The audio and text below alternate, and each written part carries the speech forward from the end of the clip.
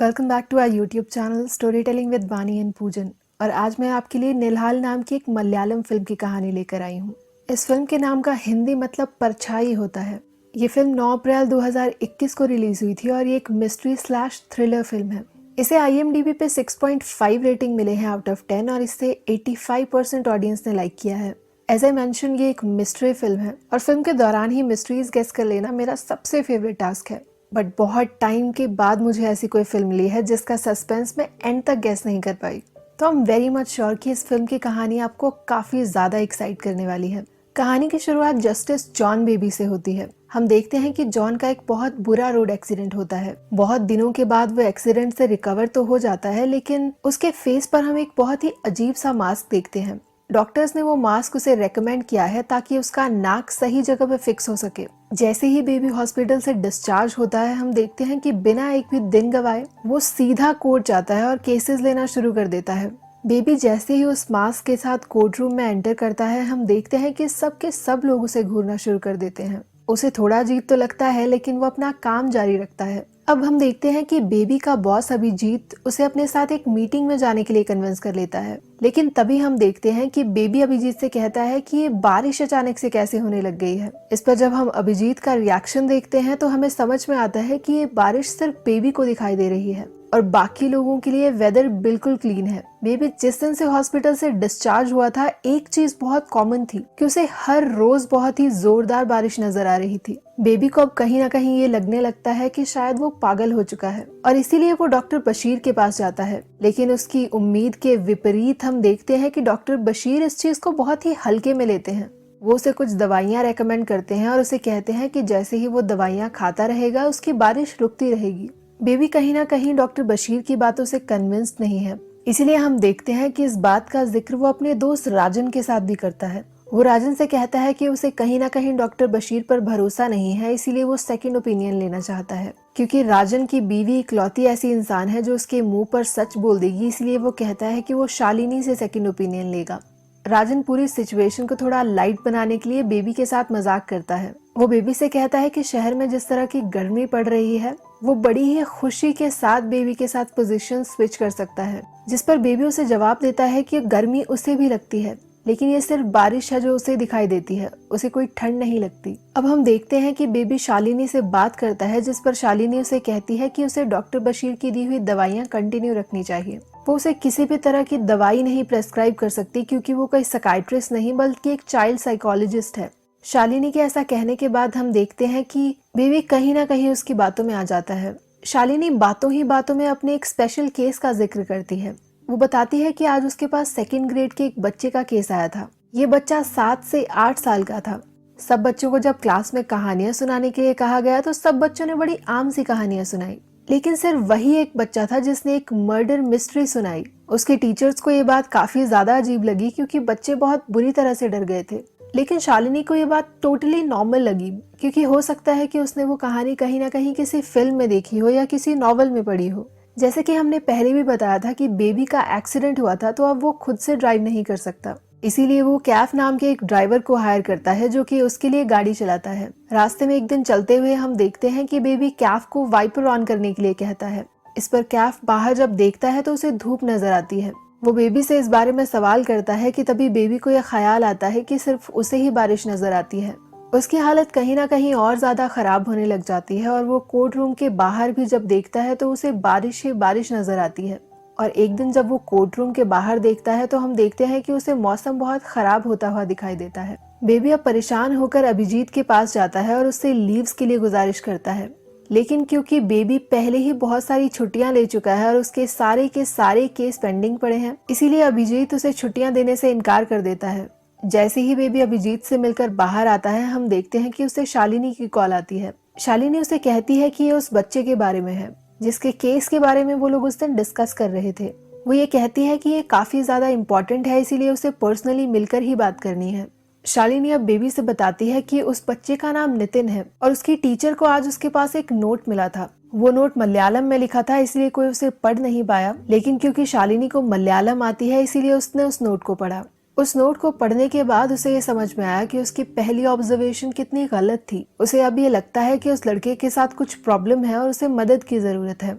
शालिनी बताती है कि नितिन के पिता की मौत हो चुकी है और वो एक सिंगल मदर के साथ रहता है। शालिनी बेबी से कहती है कि जब उसने वो कहानी पढ़ी तो उसके पैरों के नीचे से जमीन खिसक गई, क्योंकि ये कहानी एक इंसान को डुबाकर मारने के बारे में थी, जहाँ एक इंसान को जान से मारकर तालाब में डुबा दिया जाता है और उसकी लाश को पत्थर से बांध दिया जाता है ताकि वो तैर ना जाए। बेबी अब शालिनी से कहता है कि इसमें परेशान होने वाली कोई भी बात नहीं है, क्योंकि हो सकता है कि वो बच्चा काफी ज्यादा जीनियस हो।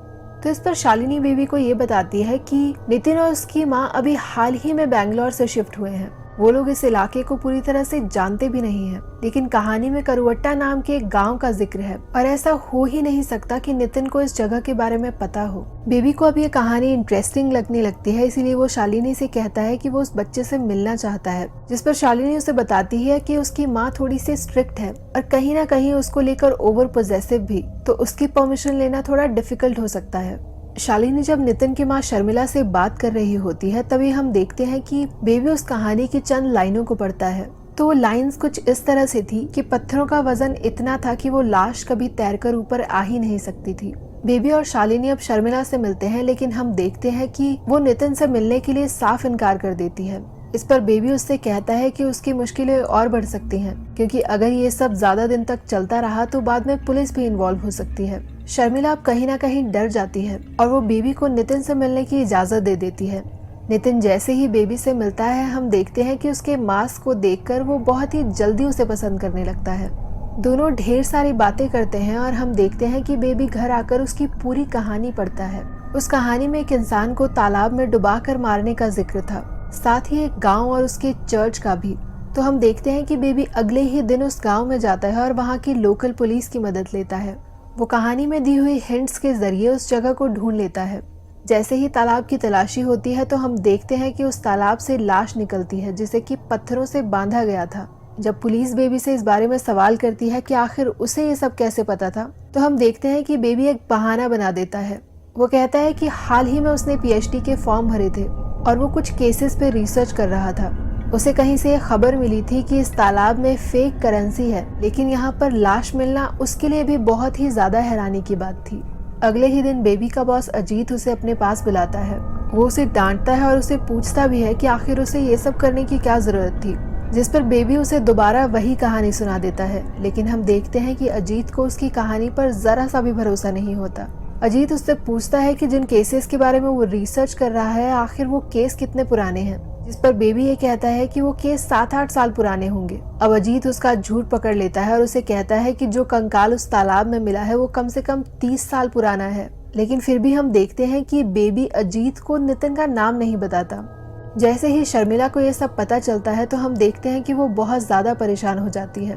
पहले तो कहीं ना कहीं वो डिनायल में थी कि उसके बेटे के साथ कुछ भी गलत नहीं है, लेकिन अब वो कहीं ना कहीं ये मानने लगी है कि उसके बेटे को मदद की जरूरत है। जैसे जैसे ये तहकीकात आगे बढ़ने लगती हैं हम देखते हैं कि नितिन बेबी को कहीं ना कहीं पसंद करने लगा है और वहीं बेबी भी शर्मिला को काफी ज्यादा पसंद करता है। बेबी अब पूरी तरह से ठीक हो जाता है और हम देखते हैं कि अपने चेहरे से वो उस मास्क को भी हटा देता है। सब सही होने लगता है और उसके आसपास की बारिश भी अब बंद होने लगती है। बेबी शर्मिला और नितिन को अपनी माँ से मिलाने ले जाता है। शर्मिला बेबी की माँ के साथ बिजी हो जाती है और हम देखते हैं कि बेबी और नितिन अलग से बैठकर बात कर रहे थे। क्योंकि नितिन अब बेबी पर पूरी तरह से भरोसा करता है तो हम देखते हैं कि वो उसे कुछ बहुत अजीब सा बताता है।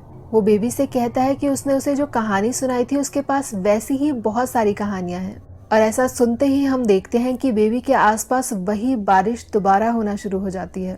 जिस इंसान की लाश तालाब में मिली थी उसका नाम मोहन था और एक दिन हम देखते हैं कि मोहन की मंगेतर भानु बेबी से मिलने उसके ऑफिस आती है। जैसे ही वो बेबी से बात करना शुरू करती है हम देखते हैं कि वो उसे मोहन के बारे में बहुत सी बातें बताती है। लेकिन फिर अचानक से हम देखते हैं कि भानु बेबी से कहती है कि वो चाहे तो उसे पूरा सच बता सकता है, क्योंकि वो जानती है कि मोहन ने ही उसे ये बताया है कि वो तालाब के नीचे सो रहा है। ऐसा सुनते ही हम देखते हैं कि बेबी अचानक से डर जाता है और भानु को वहाँ से भगा देता है। शर्मिला कहीं ना कहीं नितिन को लेकर बहुत ज्यादा परेशान है, तो वो जितना हो सके उसके बारे में बेबी को बताना शुरू करती है।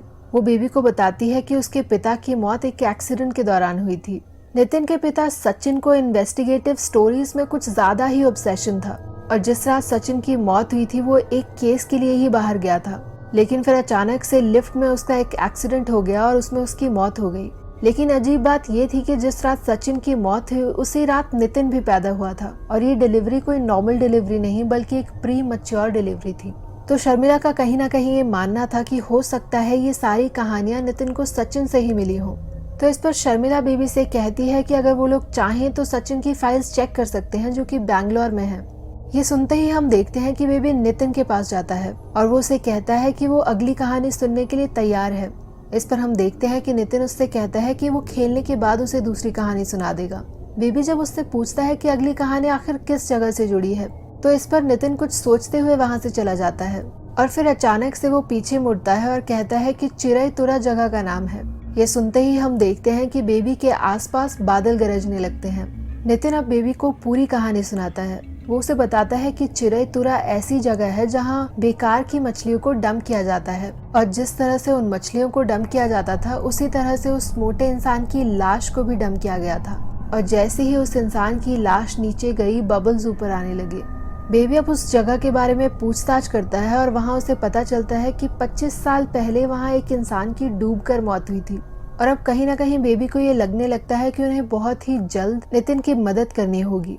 शर्मिला, बेबी और नितिन तीनों ही बैंगलोर जाते हैं और सचिन की फाइल्स चेक करते हैं लेकिन वहाँ उन्हें कुछ भी रेलेवेंट डिटेल्स नहीं मिलती।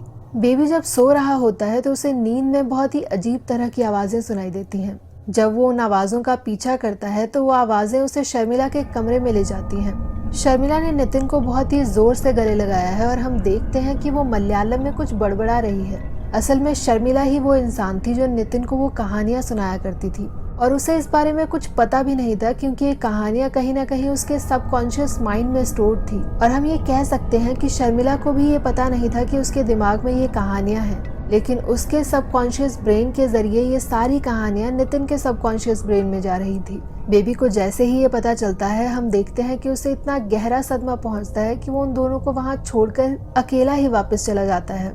शर्मिला को इस बारे में पता चलता है तो वो बहुत ज्यादा परेशान हो जाती है। वापस पहुंचकर जब वो बेबी से बात करती है तो बेबी उसे पूरा सच बता देता है। अब हम देखते हैं कि बेबी बार बार उससे उसके परिवार के बारे में सवाल करने लगता है क्योंकि हो ना हो इन सब चीजों का राज शर्मिला के अतीत में ही छुपा था। बहुत दिन इन्वेस्टिगेशन करने के बाद हम देखते हैं कि बेबी शर्मिला को कहीं का एड्रेस भेजता है और उसे कहता है कि उसे उस जगह पर आना होगा। बेबी शर्मिला को एक फोटोकॉपी शॉप में ले जाता है जहाँ वो उसे विश्वनाथन नाम के इंसान से मिलाता है। विश्वनाथन जैसे ही ये सुनता है कि शर्मिला राधामणि की बेटी है वो ऐसा सुनने के बाद वहीं बेहोश हो जाता है। असल में शर्मिला की माँ राधामणि और विश्वनाथन दोनों एक साथ ही काम किया करते थे। विश्वनाथन उन्हें बताता है कि काम करते करते वो दोनों कहीं ना कहीं एक दूसरे के साथ प्यार में पड़ गए थे।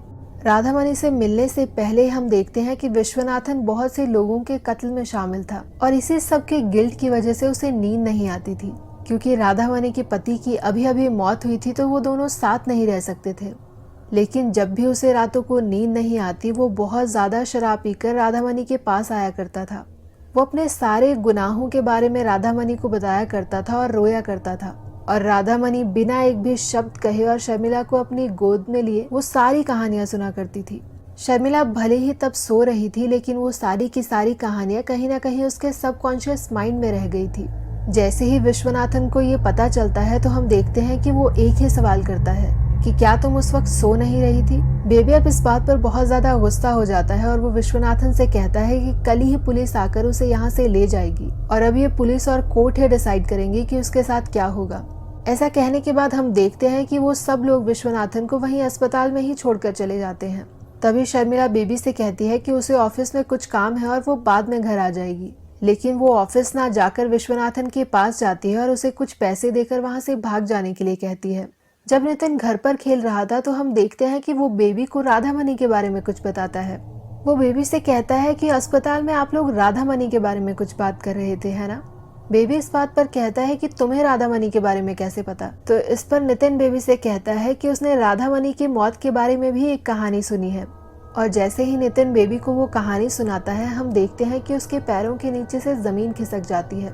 असल में राधामणि ये चाहती थी कि विश्वनाथन ये सब काम छोड़ दे, लेकिन विश्वनाथन एक बहुत ही एम्बिशियस इंसान था, इसीलिए वो पॉलिटिक्स छोड़ने के बजाय राधामणि को छोड़ने की कोशिश करता है।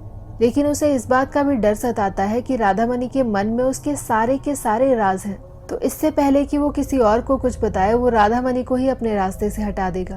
वो राधामणि को जान से मारता है, लेकिन शर्मिला जब सो रही थी तो वो उसके पैरों के पास बैठकर वो सब चीजें कन्फेस करता है, ठीक वैसे ही जैसे वो राधामणि के सामने कन्फेस किया करता था। और यही वो वक्त था जब शर्मिला के दिमाग में ये सारी कहानियां छपने लगी। कहीं ना कहीं उसकी माँ के मौत का सदमा इतना ज्यादा था कि उसका सबकॉन्शियस माइंड इस चीज को भूलना नहीं चाहता था। वे भी जैसे ही नितिन की कहानी सुनता है, हम देखते हैं कि वो शर्मिला के घर के लिए निकल जाता है, लेकिन उसके वहां आने से पहले ही विश्वनाथन वहां पहुंच जाता है और शर्मिला को जान से मारने की कोशिश करता है।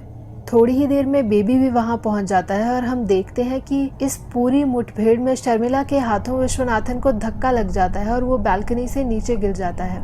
गिर के मरने की वजह से उसकी मौत हो जाती है और हम देखते हैं कि इसके बाद थोड़ी सी हैप्पीली एवर आफ्टर स्टोरी बन जाती है। इस कहानी के बारे में मुझे जो सबसे माइंड ब्लोइंग चीज लगी वो ये थी कि इस कहानी को बहुत ही टू द पॉइंट बनाया गया है।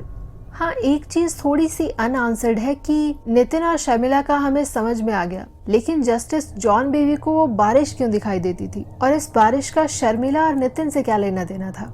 रेस्ट इस फिल्म के हर एक सीन को बहुत ही स्मार्टली प्लान किया गया है।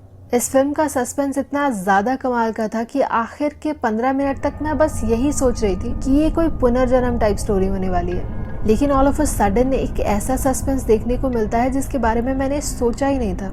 तो इस फिल्म को लेकर मैं बस इतना कहूंगी कि IMDb रेटिंग थोड़ी सी कम है। 6.5 की जगह इस फिल्म को 8.5 या 8.7 रेटिंग मिलनी चाहिए थी। So thank you so very much for watching the entire video. आप हमें कमेंट सेक्शन में बताइएगा ज़रूर कि फिल्म देखने के दौरान आपको क्या लगा कि सस्पेंस क्या होने वाला है। So stay healthy and stay tuned. Thank you so very much.